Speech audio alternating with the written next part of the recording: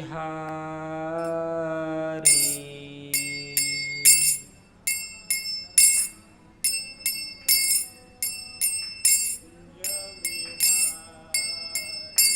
जय राधा माधव कुंज बिहारी।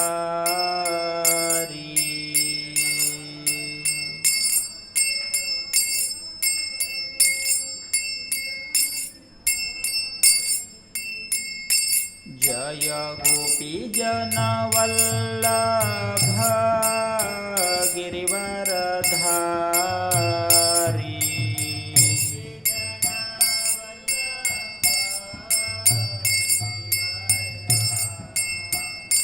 जय गोपी जन वल्लभ गिरिवरधारी।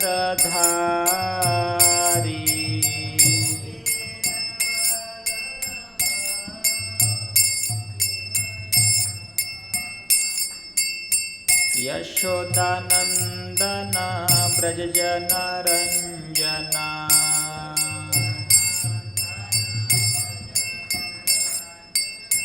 यशोदानंदन ब्रज जन रंजना।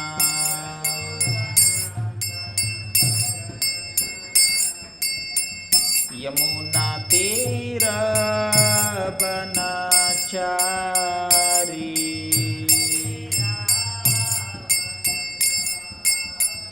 यमुना तीर बनचारी।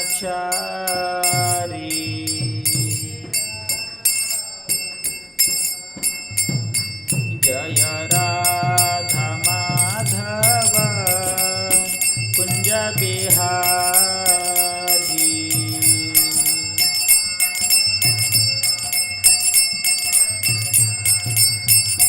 जय राधा माधव कुंज बिहारी।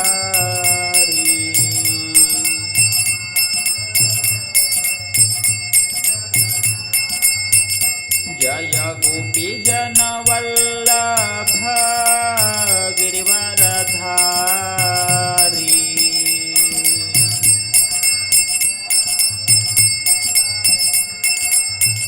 जय गोपी जन वल्लभ गिरिवरधारी।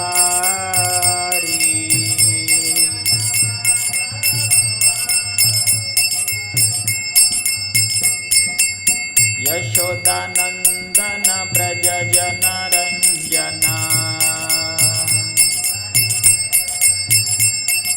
यशोदानंदन ब्रज जन रंजना। यमुना तीर बनचारी।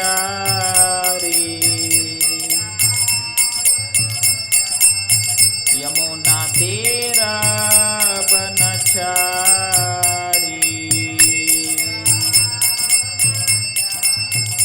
जय राधा माधव कुंज बिहारी।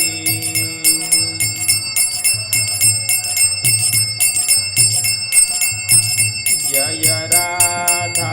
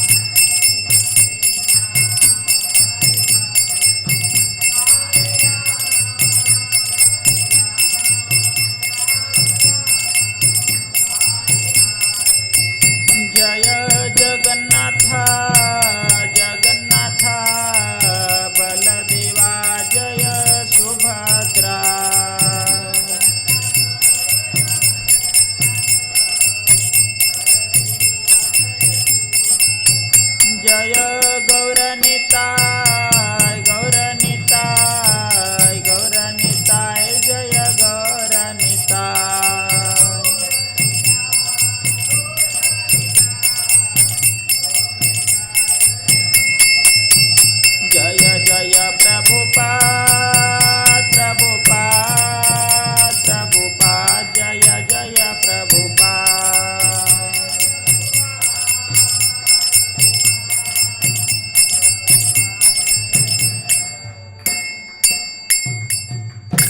कलयुग पावन हरिनाम संकीर्तन की जय। श्रील प्रभुपाद की जय।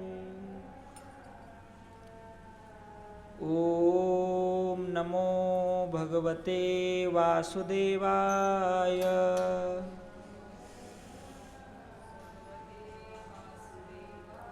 ओम नमो भगवते वासुदेवाय।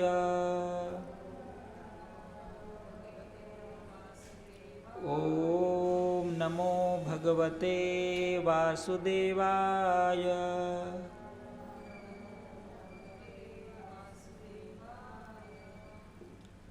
श्रीमद् भगवद गीता अध्याय नंबर है 18 और श्लोक नंबर है 48। मैं आगे पढ़ता हूँ, आप सभी भक्त पीछे दोहराने का प्रयास कीजिए। सहजं कर्म कौन्तेय सदोषम् अपि न त्यजेत्। सर्वारम्भा हि दोषेण धूमेनाग्निरिवावृताः। सहजं कर्म कौन्तेय सदोषम् अपि न त्यजेत्। सर्वारम्भा हि दोषेण धूमेनाग्निरिवावृताः। सहजं कर्म कौन्तेय सदोषम् अपि न त्यजेत्। सर्वारम्भा हि दोषेण धूमेनाग्निरिवावृताः। इस श्लोक का अर्थ ऐसा है, प्रत्येक उद्योग प्रयास किसी न किसी दोष से आवृत्त होता है।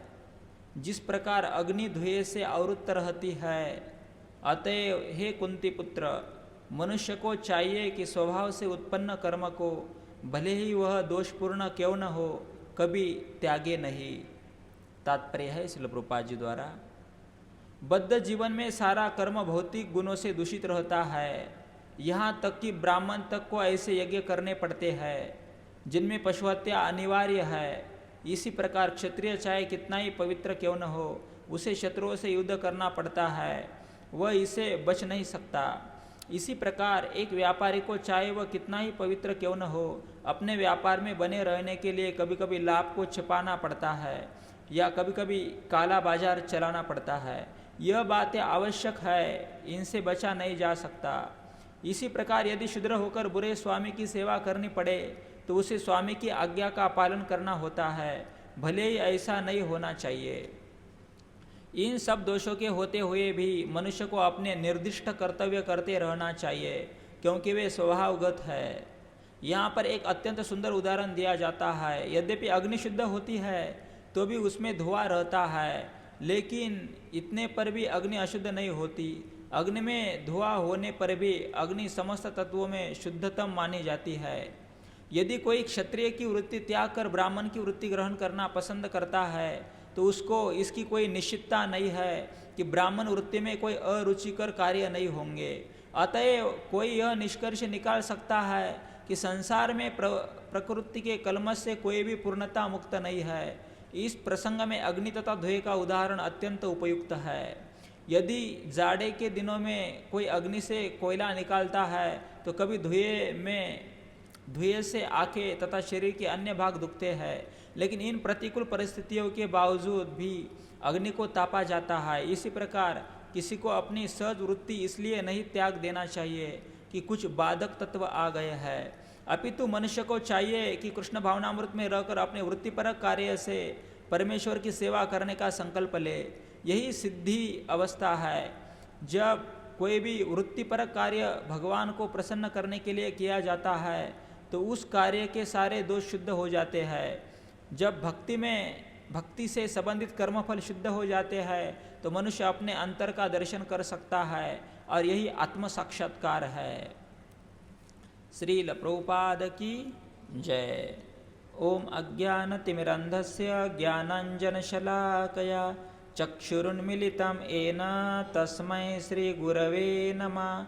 श्रीचैतन्यमनोभीष्टं स्थापितं येन भूतले स्वयं रूप कदा मह्यं ददाति स्वपदान्तिकं। वन्देऽहं श्रीगुरो श्रीयुतापदकमलं श्रीगुरुन् वैष्णवांश्च श्रीरूपं साग्रजातं सहगण रघुनाथान्वितं सजीवं साद्वैतं सावधूतं परिजनासहितं कृष्णचैतन्यदेवं श्रीराधाकृष्णपादान् सहगण ललिता श्रीविशाखान्वितांश्च। नमो ओं विष्णुपादाय कृष्णप्रेष्ठाय भूतले श्रीमते भक्तिवेदान्त स्वामी इति नामिने। नमस्ते सारस्वते देवे गौरवाणी प्रचारिणे निर्विशेषा शून्यवादी पाश्चात्य देशतारिणे। जय श्री कृष्ण चैतन्य प्रभु नित्यानंद श्री अद्वैत गदाधर श्रीवास आदि गौरभक्तवृंद। हरे कृष्णा कृष्णा कृष्णा हरे हरे हरे राम राम राम हरे हरे। हरे कृष्णा। तो आज के इस भगवद गीता कथा में सभी भक्तों का बहुत बहुत स्वागत है। और आज हम श्री श्री जगन्नाथ भगवान बलदेव और सुभद्रा माई गौरनीता और श्रील प्रभुपाद जी की कृपा से ये जो भगवद गीता का श्लोक है इसे हम समझने का प्रयास करते हैं। भगवान कहते हैं अर्जुन को, सहजम कर्म कौन्तेय सदोषम अपि न त्यजेत। जो हमारा कर्तव्य है इसका व्यक्ति ने कभी त्याग नहीं करना चाहिए। इसके बारे में भगवान समझाते हैं यहाँ पर, क्योंकि अर्जुन युद्ध करने के लिए खड़े हैं, है ना। लेकिन जो भक्त होते हैं उनका जो हृदय होता है वो बहुत कोमल होता है। हम दुनिया में देखते हैं ना, अलग अलग प्रकार के लोग हैं, लेकिन हमें कौन सा व्यक्ति पसंद होता है ज़्यादा? जिसका हृदय बहुत कोमल है, जिसके हृदय में दया है, क्षमा है, शांति है, कभी क्रोधित नहीं होता है ना। तो ऐसे जो लोग हैं ये हमें बहुत पसंद होते हैं, लेकिन ये समाज में बहुत कम होते हैं। ये भक्त ही होते हैं ऐसे, है ना। भक्त के हृदय कोमल होता है, ऐसा कहा गया है। एक जगह ऐसा कहा गया है, मृदु सबाई है नवनीत तैसे सज्जनाचे चित्त। सज्जन व्यक्ति कैसा होता है? कभी आपने नवनीत मतलब माखन देखा होगा। माखन कितना मृदु होता है, मऊ होता है। ऐसा हाथ भी लगाते हैं तो पूरी जो रेशाएं हाथ की वहाँ के ऊपर क्या होती है, उसके ऊपर ठसा पड़ता है, मृदु होता है। ऐसे जो सज्जन हैं, जो भक्त है भगवान के, उनका भी हृदय कैसा होता है? बहुत कोमल होता है। इसलिए भगवान को पता था कि अर्जुन जो है उसका भी हृदय कैसा है? बहुत कोमल है। क्यों कोमल है? क्योंकि जब युद्ध कर रहा था तब अर्जुन जी ने कहा, हे प्रभु मुझे तो युद्ध करना है ना। मतलब सारे जो भी सामने लोग हैं उनको मुझे मारना है। मतलब कितना बड़ा ये पाप है। और ये मेरे कौन है? सब सुहृद है, मेरे रिलेटिव है, और इनको मार के मुझे कौन सा सुख प्राप्त करना है? ये मुझे अच्छा नहीं लगता है। इतना ही बोला नहीं अर्जुन जी ने, ऐसा भगवद गीता में कहा है कि उसके जो गात्र है, पूरे जो शरीर है वो काँप रहा था, और हाथ में जो धनुष्य था वो गिरकर ऐसा नीचे गिरा, है ना। तो ऐसे अवस्था में थे और प्रश्न पूछ रहे थे भगवान को कि हे प्रभु मेरे ऐसी अवस्था है, मुझे लग रहा है ये पाप हो रहा है। और ऐसा हमने सुना है, हम भगवान की भक्ति करते हैं तो भगवान प्रसन्न होते, प्राप्त होते हैं, है ना।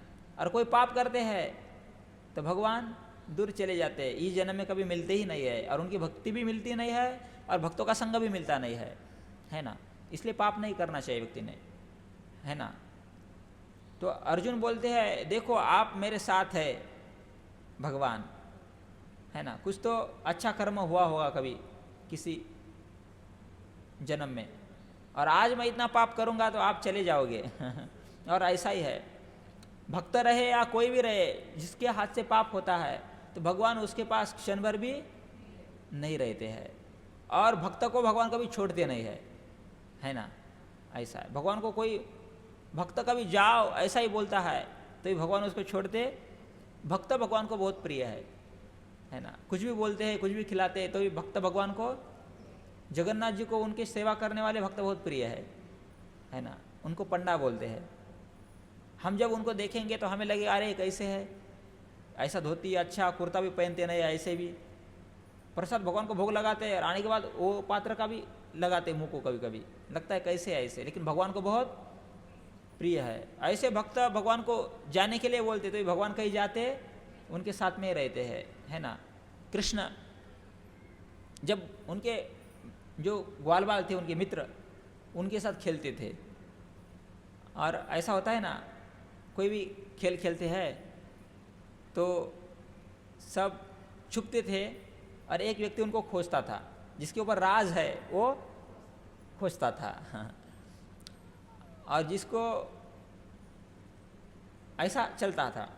एक दिन श्री कृष्ण के ऊपर राज आया, सभी ग्वाल वालों ने कहा हे कृष्ण आज क्या करो, हम छुपेंगे और आपने क्या करना है, हमें खोजना है। कृष्ण बोले ऐसा तो नहीं होगा, मेरी बारी कभी नहीं आएगी। ग्वाल वाल बोलते अरे आपकी बारी क्यों नहीं आएगी। कृष्ण बोलते आपको पता नहीं है मैं राजा का पुत्र हूँ। ऐसे बोलते।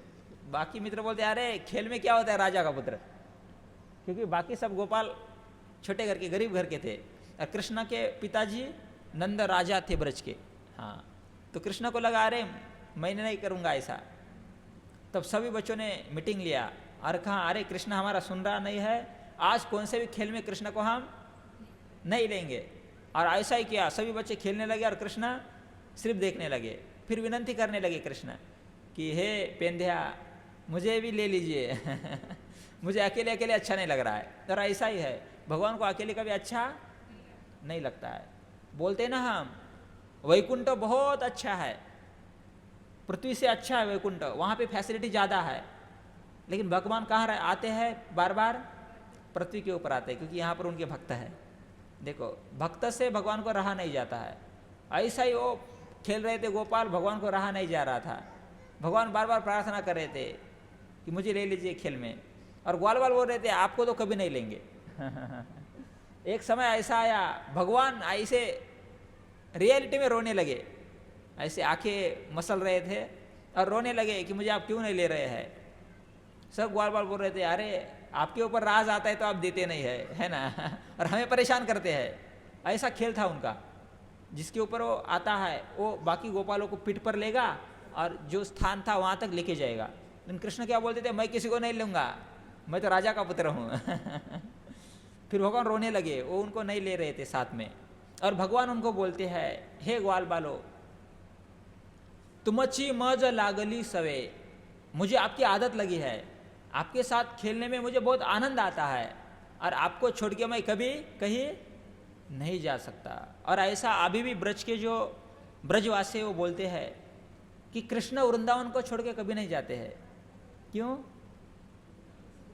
हाँ, वहाँ पे भगवान के भक्त होते हैं, और वृंदावन भगवान को इसलिए बहुत प्रिय है। ऐसा है, इसलिए भगवान का ये स्वभाव है कि भक्त उनको दौड़ाते भी है तो भगवान बार बार उनके साथ में ही रहते हैं। ये भगवान का स्वभाव है।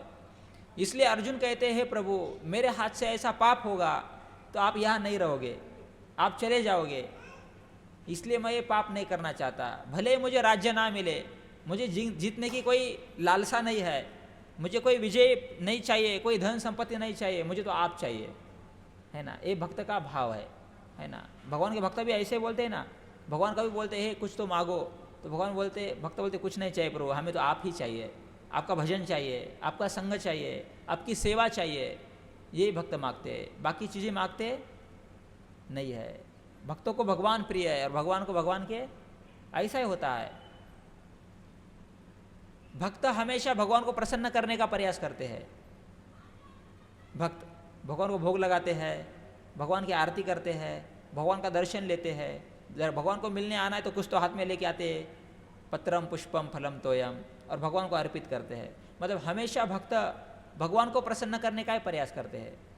घर में कुछ बनेगा प्रसाद, अन्न, तो पहले किसको भोग लगाते हैं? भगवान को, और बाद में वो ग्रहण करते हैं। ये भक्तों का स्वभाव है, हमेशा भगवान को प्रसन्न करना चाहते हैं। और जो भगवान है वो हमेशा भक्तों को प्रसन्न रखना चाहते हैं। देखो कैसे भगवान है, ये भगवान का स्वभाव है।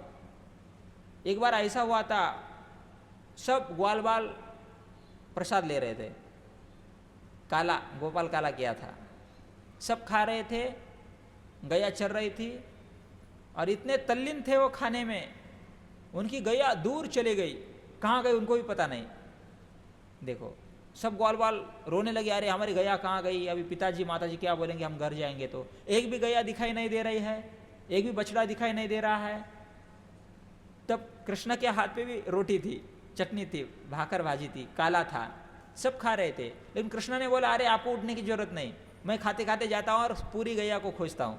देखो भगवान कितनी केयर लेते हैं भक्तों की। उनको बोलते आप खाना खाइए, आप आनंद लीजिए, इनको मैं खोजता हूँ। मतलब भगवान किसकी केयर करते हैं? भक्तों की। और भगवान बोलते हैं, मैं इस दुनिया में भी आता हूँ तो किस लिए आता हूँ? मेरे भक्तों के लिए आता हूँ, मेरे भक्तों का संरक्षण करने के लिए, उनका उद्धार करने के लिए मैं आता हूँ। भगवद गीता में भगवान कहते हैं ना, परित्राणाय साधूनाम विनाशाय च दुष्कृताम धर्म संस्थापनार्थाय संभवामि युगे युगे। मैं हर एक युग में आता हूँ, किस लिए? परित्राणाय साधूनाम, साधु मतलब भगवान के भक्त, उनका सुरक्षा प्रदान करने के लिए, उनका उद्धार करने के लिए मैं हर एक युग में, भगवान कहते हैं, मैं अवतार ग्रहण करता हूँ, है ना। बहुत सारे कारण है, उसमें पहला कारण है परित्राणाय साधूनाम, भक्तों को आनंद प्रदान करने के लिए भगवान यहाँ पर आते हैं। तो देखो, इसलिए भक्त हमेशा भगवान को प्रसन्न करते रहता है, और भक्त हमेशा भगवान को प्रसन्न करने का प्रयास करते हैं, इसको भक्ति बोलते हैं। ऐसा अर्जुन कहता है कि हे प्रभु, मैं भी आपके साथ यहाँ युद्ध करना अच्छा नहीं लग रहा है मुझे, है ना। एक तो पाप होगा, और आपका इतना अच्छा संग मिला है, बाद में ये भी हमें नहीं मिलेगा, जीतूंगा तो भी नहीं मिलेगा, हारूंगा तो भी नहीं मिलेगा। देखो भक्त का हृदय कितना कोमल है ना। भक्त पाप ही करना नहीं चाहता है, भक्त चींटी को भी तकलीफ देना, और इस दुनिया में तो कितने आसुर प्रवृत्ति के लोग हैं, है ना। कितने सारे पशु पक्षियों को मारते हैं। गैया इतनी पवित्र है, भगवान को बहुत प्रिय है, उसका भी वध करते हैं। इसलिए इस दुनिया में कहते हैं कि जो गैया है, गौ माता, उसका बहुत संरक्षण होना चाहिए। भगवान को बहुत प्रिय है गैया, है ना। और किसी जीव को भी हमने तकलीफ कभी नहीं देना चाहिए, ये भगवान को पसंद नहीं है ना। इसलिए ये भक्तों का स्वभाव है, किसी को तकलीफ नहीं देते भक्त, सहन करते हैं लेकिन किसी को तकलीफ नहीं देते, ये अर्जुन का स्वभाव है। इसलिए अर्जुन को समझा रहे इस श्लोक में भगवान कि हे अर्जुन, आपको डरने की कोई बात नहीं है। हम कोई अच्छा कार्य कर रहे हैं और उसमें कुछ बुराई भी है, फिर अच्छा कार्य करना चाहिए क्या नहीं करना चाहिए? उसमें थोड़ी बहुत बुराई है तो भी करना चाहिए, भगवान बोलते हैं। एक उदाहरण दिया है भगवान ने, ये दूसरे लाइन में उदाहरण है, सर्वारंभ ही दोषे न धूमे नाग्निरिवावृता।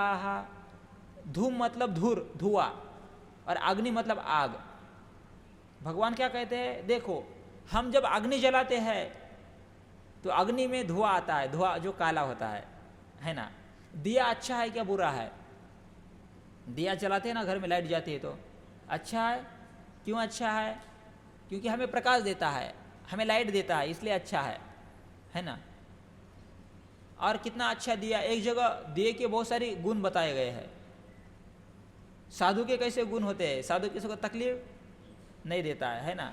कोई मित्र आता है और कोई शत्रु आता है, दोनों के साथ साधु स्वभाव का व्यक्ति कैसा व्यवहार करता है? समान व्यवहार करता है। ऐसा दिए का स्वभाव कहाँ गया है? हमारे घर में दिया हमें क्या करता है? प्रकाश देता है। समझो, हम सोते हैं और हमारे घर में चोर आते हैं, चोरों को प्रकाश देता है क्या नहीं देता है दिया? वो ऐसा नहीं बोलता कि चोर है, भेदभाव करता है। देखो स्वभाव उसका साधु जैसा है ना, दिए का। दूसरे को प्रकाश देना। लेकिन उसके पास भी एक दोष है। दिया का कौन सा दोष होता है पता है आपको? 2-3 दोष है। हाँ, काजली पकड़ दो जहां पर रखा है उसको वहां पे काला होता है सब कुछ। और कौन सा है? एक जगह ऐसा कहाँ है, गुण तेतुला खाय स्नेह जाळीत जाय ठेविला तेत होय मसीहा जैसा। 3 दोष है उसके। पहला दोष है तेल खाता है, वात जलाता है, और जहाँ पर रखा है वहाँ पूरा काला करता है। देखो, मतलब ये दोष है। अभी इतने उसके पास दोष है, इसका मतलब ऐसा है हमने दिया जलाना ही नहीं चाहिए। जलाना चाहिए, प्रकाश मिलेगा, धुआं निकल जाएगा, है ना। तो भगवान को इस उदाहरण से समझाना है। ये उदाहरण भगवान ने सर्वारंभ ही दोषे न धूमे नाग्नि रिवावृत्ता। अग्नि में धूर होता है, इसका मतलब ऐसा नहीं कि आग की हमने अग्नि का हमने त्याग करना चाहिए, है ना। कभी भी अग्नि जलाते हैं तो अभी तो सिंपल है, काड़ी पेटी है, वो लाइटर है। पुराने ज़माने में ऐसा नहीं था, बहुत सारी लकड़ी थी। अभी भी गांव में गौरी होती है ना सेन की, तो उसको जलाना पड़ता है, फुंकर मारना पड़ता है। वो जो जलाता है उसकी आंखों में कितना पानी आता है बाहर, है ना। पहले रोना होता है और बाद में वो पेटता है। देखो, अग्नि है, उसके पास धूर भी है। धूर है, इसका मतलब उसका त्याग हमने नहीं करना चाहिए, ऐसा भगवान कहते हैं। हे अर्जुन, अलग अलग व्यक्ति का अलग अलग धर्म है। ब्राह्मण का अलग धर्म है, क्षत्रिय का धर्म है, वैश्य का धर्म है, शूद्र का धर्म है। अपने अपने धर्म का हमने कभी त्याग नहीं करना चाहिए। हमने कभी सोचना नहीं चाहिए मेरा धर्म बहुत कम प्रति का है इसलिए मैं इसका त्याग करता हूँ, ऐसा कभी सोचना चाहिए हमने नहीं। कभी कभी ऐसा होता है ब्राह्मण सबसे विशेष है लेकिन उसके कर्म में भी कुछ त्रुटि होती है। एक उदाहरण दिया है प्रभुपाद जी ने तात्पर्य में। प्रभुपाद जी कहते हैं पहले ऐसा था, बद्ध जीवन में सारा कर्म भौतिक गुणों से दूषित रहता है, यहाँ तक कि ब्राह्मण तक को ऐसे यज्ञ करने पड़ते हैं जिनमें पशु हत्या अनिवार्य है। कई सारे प्रकार के यज्ञ है। पहले जमाने में ऐसे यज्ञ थे कि यज्ञ में कभी कभी पशु बलि दिया जाता है। देखो यज्ञ कितना पवित्र है, और उसमें पशु का मांस डालना एक कुछ अच्छी बात है नहीं है। लेकिन जो अश्वमेध यज्ञ है उसमें वो डाला जाता था। हमें तो अच्छा नहीं लगता है, लेकिन शास्त्र में ऐसा कहा गया है। पहले ज़माने में जो ब्राह्मण ऐसे पशुओं की बलि देते थे यज्ञ में, तो उनको अगला जन्म जो है वो मनुष्य का मिलता था भक्ति करने के लिए भगवान की, मतलब भक्ति का अवसर मिलता था, क्योंकि उसका बलि यज्ञ कुंड में दिया इसलिए। अच्छा है ना। हाँ, लेकिन देखो ना, उनको क्या डालना पड़ता था यज्ञ में? पशु डालना था। पशु डालना ये अच्छा है, दया है नहीं है। मतलब देखो, ब्राह्मण भी ब्रह्म कर्म करता है तो उसमें भी हमें त्रुटि दिखाई। इसका मतलब ऐसा है कि ब्राह्मण ने उसका कर्म ही त्यागना चाहिए नहीं। भगवान कहते हैं वो हमने करना चाहिए। क्षत्रिय भी युद्ध करता है तो कितने सारे जीव मारे जाते हैं, इसका मतलब ऐसा युद्ध नहीं करना चाहिए। देखो ना, हमारे हनुमान जी लंका में जब गए तो लंका में जाने के बाद कौन सा कार्य किया उन्होंने? अलग अलग राक्षसों को मार दिया। पहले वो सिंह का आई, उसके मुख में गया और पूरा पेट ही फाड़ दिया। लंका में प्रवेश किया। लंकिनी नाम की एक पुरानी राक्षसी थी, उसका नाम क्या था? लंकिनी। लंका की सुरक्षा करती थी। वो कुछ नहीं कर रही थी बेचारी, अपना कार्य कर रही थी। हनुमान जी ने पहले उसको मार दिया।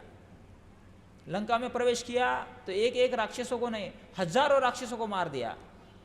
बड़े राजा थे रावण वहाँ के, उनका पुत्र अक्षय कुमार, उसको मार दिया। जम्बूमाली, उसको मार दिया। मतलब जाने के बाद एक ही काम किया, कौन सा? सबको मारने का। देखो, ये मारना अच्छा है या बुरा है? मारना बुरा है, लेकिन हनुमान जी ने राक्षसों को मारना ये क्या है? ये तो अच्छा है, ये तो भगवान की भक्ति है। ऐसा बोलते हनुमान जी जैसा तो भगवान का कोई भक्त ही नहीं है। हनुमान जी जैसी सेवा कोई कर सकता है? हनुमान जी को एक ही रात दिन काम था, प्रभु रामचंद्र जी की सेवा।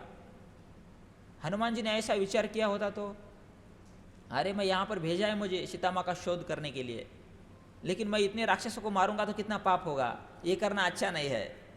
ये हनुमान जी के लिए अच्छा है नहीं। युद्ध करना और राक्षसों को मारना यही उनके लिए धर्म है, क्योंकि भगवान की आज्ञा है ना। देखो, और वो भक्ति बन गया है। अभी कभी सुनेंगे आप रामायण का सुंदरकांड, तो हनुमान जी की कितनी लीलाएं हैं जो हनुमान जी ने किया है रामायण में। देखो, अभी सुनने के लिए भी हमें इतना अच्छा लगता है, ऐसी उनकी लीला है। देखो, उनको आप राक्षसों को मारना भी क्या है, भक्ति है। ऐसा भगवान यहाँ पर कहते हैं। हे अर्जुन, अलग अलग व्यक्ति के अलग अलग कार्य है, उसमें कुछ त्रुटि दिखाई देगी, लेकिन वो त्रुटि नहीं होते, उसको क्या बोलते हैं, स्वधर्म बोलते हैं। वो हमारा खुद का कर्म है और वो हमने करना चाहिए। ऐसा आप क्षत्रिय है, आपका धर्म क्या है, युद्ध करना। युद्ध करने से पाप आपको नहीं लगने वाला है। आप धनुष उठाइए और युद्ध कीजिए, ऐसा भगवान बोलते हैं। और ऐसा ही है, हमारा जो कार्य है वो हमने करना चाहिए। हमारा उद्देश्य क्या है हमें पता होना चाहिए। हमारा देखो, हमारा जो जन्म है ये मनुष्य देह है, ये मनुष्य शरीर है, तो हमारा क्या कर्तव्य है। मनुष्य का जीवन किस लिए होता है, मनुष्य जीवन का उद्देश्य क्या है पता है हमें, क्या उद्देश्य रहेगा, कर्म अच्छे करना। फिर अच्छा कर्म कौन सा है, इस जगत में तो सबसे ज़्यादा लोग यही कर रहे हैं। पढ़ाई कर रहे हैं, कोई कंपनी में जॉब लगता है, हर दिन सुबह 9 बजे बस में बैठते हैं, कंपनी में जाते हैं, रात को 6 बजे वापस आते हैं। फिर दूसरे दिन उठते हैं, 9 बजे जाते हैं कंपनी में, काम करते हैं, 6 बजे वापस आते हैं। ये हर दिन करते हैं और मैक्सिमम लोग यही कर रहे हैं। फिर हमारे जीवन का यह कर्तव्य है क्या, नहीं है, है कर्तव्य, वो तो करना चाहिए। लेकिन हमारे जीवन का उद्देश्य सिर्फ यही करना नहीं है। मनुष्य जीवन का उद्देश्य क्या है, ऐसा प्रश्न पूछा जाए। एक भक्त को प्रश्न पूछा कि मनुष्य शरीर किस लिए दिया है भगवान ने। बहुत सारे प्रकार के शरीर है, हमारा जैसे शरीर, जीव कितने प्रकार के पृथ्वी पर पता है आपको, 84 लाख प्रकार के जीव है अलग अलग। लेकिन सबसे विशेष कौन सा शरीर कहाँ गया है, मनुष्य शरीर। क्यों विशेष है मनुष्य शरीर, किस लिए दिया है आपको मनुष्य शरीर, ऐसा प्रश्न एक भक्त को पूछा गया। तो उस भक्त ने ऐसा उत्तर दिया था, देवे दिला देह भजना गोमटा। भगवान ने इस देह, शरीर, देह मतलब शरीर, किस लिए दिया है, भजना गोमटा, भगवान का भजन करने के लिए दिया है, मतलब भगवान की भक्ति करने के लिए दिया है। देखो, सभी शरीर है, लेकिन मनुष्य शरीर विशेष है, उसमें भगवान की भक्ति बहुत अच्छे तरीके से हम कर सकते हैं। भगवान का नाम ले सकते हैं, हरे कृष्णा कृष्णा कृष्णा हरे हरे, हरे राम राम राम हरे हरे। देखो, ये भक्ति, ये ऐसा हरि नाम मनुष्य शरीर छोड़ के और कौन से शरीर में कर सकते हैं हम, कौन से ही शरीर में ये सुविधा, ये सिर्फ मनुष्य शरीर में सुविधा है। इसलिए मनुष्य शरीर का पहला कर्तव्य है भगवान की भक्ति करना, है ना। देखो, अलग अलग कर्तव्य है हमारे, जॉब करना ये भी है, ये छोड़ना नहीं चाहिए, लेकिन भक्ति करना ये आद्य कर्तव्य है, ये पहला नंबर का कर्तव्य है, ये हमने निभाना चाहिए, ये करना ही चाहिए, है ना। ये कभी छोड़ना नहीं चाहिए। ये करने में बहुत परेशानी भी है ना। देखो ना, भक्ति करने के लिए सुविधा होना चाहिए, इसलिए इतना बड़ा मंदिर बन रहा है। कितने सालों से बन रहा है, बहुत सारे सालों से, और कितने साल लगेंगे पता नहीं, 1-2 साल, है ना। कितना समय लग रहा है। सुविधा, भक्ति करने के लिए सुविधा होना चाहिए, फैसिलिटी मिलना चाहिए, है ना। यहाँ पर वो फैसिलिटी है। देखो, यहाँ पर आते हैं तो भगवान का नाम लेना आसान होता है, ये घर में आसान होता है, ये काम वो काम, इसका सुनना पड़ता है, उसका सुनना पड़ता है, हरि नाम कान पे आता ही नहीं है। और यहाँ पर सीधा सिर्फ आकर बैठते भी हैं हम, तो भी कोई तो आता है और हरे कृष्णा बोलता है। मतलब देखो, भक्ति करना कितना सहज है, लेकिन ये करने के लिए कितने कष्ट है। देखो, मतलब अच्छा कार्य करना है तो उसमें कुछ बाकी चीज़ें भी हमें मिलेगी। अग्नि प्राप्त करना है तो उसमें धूर भी मिलेगा। नारल खाना है तो पहले ऊपर का जो कवटी है वो फोड़ना पड़ेगा, कितना कठोर होता है वो, और फिर हमें नारल मिलेगा। कौट नाम का फल होता है, उसको भी खाना है तो ऊपर का पहले फोड़ना पड़ता है, बाद में आनंद हमें मिलता है। देखो, ऐसा ही है, कोई अच्छा कर्म करते हैं तो उसके साथ अन्य कर्म भी होते हैं, लेकिन भगवान कहते हैं अर्जुन डरना नहीं, आपका युद्ध करना है, आप क्षत्रिय है तो आपने युद्ध करना चाहिए, क्योंकि युद्ध करना ही क्षत्रिय का कर्तव्य है ना। क्योंकि युद्ध जो करता योद्धा वो युद्ध में मरता भी है तो ऐसा कहाँ गया उसको स्वर्ग की प्राप्ति होती है, और जीतता है तो पृथ्वी का राज्य मिलता है। एक जगह ऐसा कहाँ है भगवद गीता में ही, हतोवा प्राप्स्यसे स्वर्गम जित्वा वा भोक्ष्यसे महिम। हतो वा प्राप्स्यसे स्वर्गम, हतो वा मतलब मृत्यु होता है प्राप्त तो उसको स्वर्ग मिलता है, और जित्वा विजय प्राप्त करता है तो वह भोक्ष्यसे महिम, महिम मतलब पृथ्वी, वो पृथ्वी का राज्य करता है। देखो दोनों में भी क्या है, आपका फायदा ही है। इसलिए हे अर्जुन आप युद्ध करो। और अर्जुन का युद्ध करना कितना जरूरी है। देखो अर्जुन युद्ध करेगा तो राजा इस पृथ्वी का कौन बनेंगे, युधिष्ठिर महाराज, धर्मराज युधिष्ठिर महाराज बनेंगे, और सभी राज्य धर्म से चलेगा, सभी लोग आनंदी रहेंगे, है ना। राजा अच्छा है तो प्रजा भी कैसी रहती है, सुखी रहती है। हमारे प्रधानमंत्री बहुत अच्छे हैं तो हमारा देश भी क्या कैसा चलेगा, अच्छा चलेगा। ऐसे बहुत सारे देश है उनका नेता अच्छा नहीं है तो उनको रात दिन युद्ध करना पड़ रहा है। अभी ऐसे बहुत सारे देश है पृथ्वी के ऊपर, रात दिन युद्ध चल रहा है। क्यों? उनका कारोबार जो व्यवहार है वो अच्छा नहीं चल रहा है, देश में बहुत सारे आपत्ति है। देखो इसलिए धर्म की स्थापना करना बहुत जरूरी है, भगवान कहते हैं अर्जुन को। इसलिए आप क्या करो, युद्ध करो। आप क्षत्रिय हो, क्षत्रिय का धर्म युद्ध करना। वैश्य है तो वैश्य का धर्म है व्यापार करना। कोई शूद्र है उसका धर्म है स्वामी की सेवा करना। स्वामी की सेवा करके भगवान को संतुष्ट कर सकता है। हर एक का अलग अलग कर्तव्य है ना। कोई पत्नी है उसका धर्म है पति की सेवा करना। कोई शिष्य है उसका कर्तव्य गुरु की सेवा करना, है ना। एक जगह तुकाराम महाराज ऐसा कहते हैं,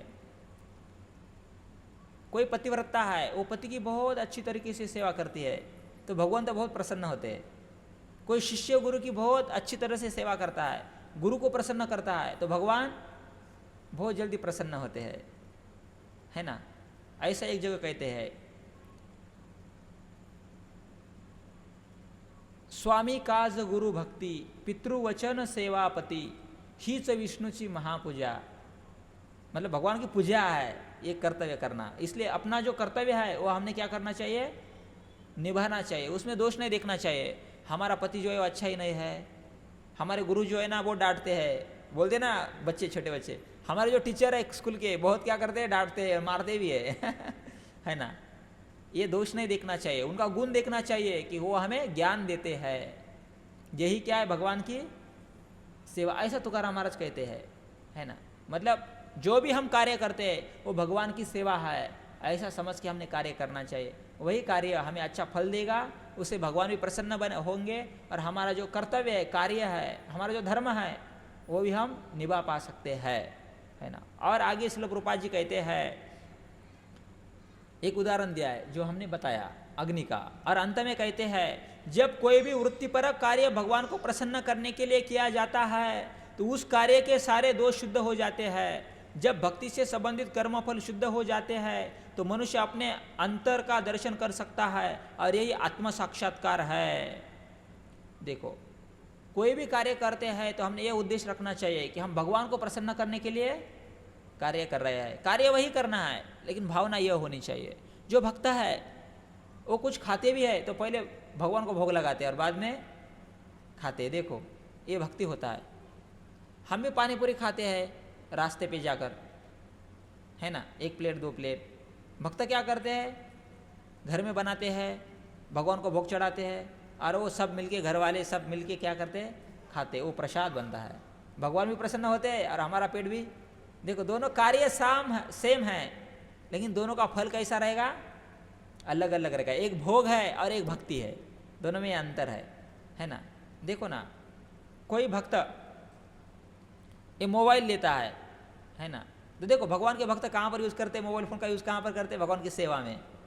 और कोई कर्मी व्यक्ति है तो संसार में अलग अलग चीज़ें देखने के लिए उसका यूज़ करेगा, संसारिक चीज़ें, मूवी, पिक्चर, गाना बजाने के लिए। वस्तु एक ही है लेकिन उसका वहाँ पर अलग अलग है ना। भक्त कोई मोबाइल फ़ोन भी लेते हैं तो पहले भगवान को अर्पण करते हैं, हे प्रभु आपकी सेवा में लगना चाहिए। देखो कोई भी चीज़ है ना, तो ऐसी बात है, यह भगवान की सेवा में अंतर, यह ऐसा करना चाहिए हमने। हर एक चीज़ भगवान की सेवा में लगाने का अंत में हमें ही मिलने वाली है, लेकिन हमारी भावना यह होनी चाहिए, है ना। देखो ना, हम कभी बड़ा घर भी बनाते हैं तो हमारी ऐसी रीत है, पुरानी परंपरा है कि जब कोई घर बनता है तो पहले हम वास्तु शांति करते हैं। इसका मतलब ऐसा होता है कि घर में हम रहने के लिए जाते हैं तो उसके पहले घर में भगवान का जो देवघर होता है ना, अल्टर होता है, वो पहले रखते हैं, भगवान की पूजा करते हैं, यज्ञ करते हैं, और बाद में हम रहने के लिए तो दोनों भी लोग जाने वाले हैं। भक्त भी जाने वाला है घर में रहने के लिए और अभक्त भी, लेकिन दोनों में फ़र्क है ना। एक भगवान की पूजा करता है, पहले भगवान की स्थापना करता है, बाद में रहने के लिए जाता है। भगवान को बोलता है, हे प्रभु आपके लिए घर बनाया है और हम आपके सेवक है, सेवा करने के लिए यहाँ पर रहेंगे, है ना। और एक व्यक्ति अच्छा घर बनाता है लेकिन खुद भोग करने का प्रयास करता है, उसकी भावना ऐसी होती है ना। तो भावना हमारी ऐसी होना चाहिए, उसको बोलते कृष्ण भावना कोई अलग नहीं है, लेकिन मन का जो भाव है उसमें बहुत ज़्यादा फर्क है। तो यह हमने समझने का प्रयास करना चाहिए। वही व्यक्ति, प्रभुपाद जी कहते हैं तात्पर्य में, आत्म साक्षात्कार कर सकता है। वही व्यक्ति भगवान को समझ सकता है, हम कौन है इसको समझ सकता है, हम भगवान के दास है, हम जीव आत्मा है, हमारा कर्तव्य है कि भगवान की सेवा करना। जीवेर स्वरूप होय कृष्णेर नित्य दास, हम भगवान के दास है। यह वही व्यक्ति समझ सकता है जिसको खुद का जो कर्तव्य है वो पता है ना। कर्तव्य करने में बहुत कष्ट होता है, लेकिन वो हमारे हित का होता है। देखो ना, प्रभु रामचंद्र जो वनवास जा रहे थे तो सब लोग बोल रहे थे अरे नहीं जाना चाहिए, आज राजगद्दी पे बैठना है और आप वनवास जा रहे हैं। लोग पूछ रहे थे क्यों जा रहे हैं, तो भगवान बोल रहे थे मेरे पिता की आज्ञा है। देखो सही में किसने बताया था जाने के लिए? उनकी माता को वरदान था, जो वर था उनकी माता ने उनके पिता को मांगा था, है ना। माता की इच्छा थी और पिता का ऐसा वर था, इसलिए वो बोल रहे थे मेरे पिता की आज्ञा है। अयोध्या का राज्य बहुत छोटा लग रहा है तो मुझे बहुत बड़ा जंगल का राज्य मिला है, वनवास। खुशहाल भगवान गए। देखो राजगद्दी पर बैठते तो कितने लोग भी सुखी होते, भगवान भी सुखी होते, है ना। कितने दुखी हो गए सभी लोग, लेकिन भगवान को पता था अंत में हम यशस्वी होने वाले हैं, और भगवान ने शिक्षा सभी मनुष्य समाज के लिए प्रस्तापित किया है ना। इसका यही कारण है। इसलिए इस श्लोक का तात्पर्य यह है कि हमारा जो कर्तव्य होता है ये हमने करना चाहिए। उसके कुछ दोष भी रहेंगे तो भी कोई बात नहीं, लेकिन हमारा जो कर्तव्य है, हमारा जो कार्य है, हमारा जो धर्म है वो हमने करना चाहिए। सहजम कर्म कौनते, उसको सहज कर्म बोलते है ना। सहज कर्म मतलब भगवान की भक्ति। तो हम यहाँ पर रुकते हैं। आगे जो श्लोक है उसमें भी भगवान एक अच्छा व्यक्ति, जो आत्मसंयमी व्यक्ति कैसा होता है इसके बारे में बोलने वाले हैं। तो यह हम कल के श्लोक में सुनने वाले हैं। तो किसी भक्त का कोई प्रश्न है तो हम चर्चा करेंगे, और यहाँ पर रुकते हैं। हरे कृष्ण।